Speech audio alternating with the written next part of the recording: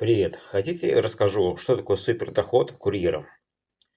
Так вот это доход напивками, да, за полгода. Но я их откладывал, не было времени, и я для себя выписал, в каких годах какие монеты были интересные в Польше.